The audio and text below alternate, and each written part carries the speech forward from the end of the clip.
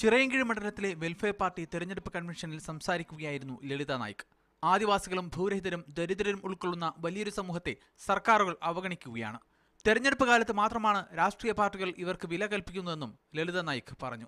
गरीबों के लिए, आदिवासियों के लिए इतना उनको शोषण चल रहा है, उनको बोलने के लिए मुंह नहीं, किसके पास बोलना? ये गवर्नमेंट सब उनके बारे में नहीं सोच रहा तो वो किसके पास बोल लेना? രാജ്യത്തിന്റെ നിലനിൽപ്പിന് അനിവാര്യമായ രാഷ്ട്രീയമാണ് തങ്ങൾ മുന്നോട്ട് വെക്കുന്നതെന്നും അവർ കൂട്ടിച്ചേർത്തു.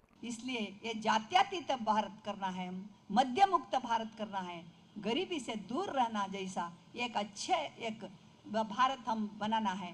इसलिए आज नया नया पार्टी जो आ रही है वो पार्टी को आप एक बार ला के देखे तो मालूम होता ये काम करते कि नहीं.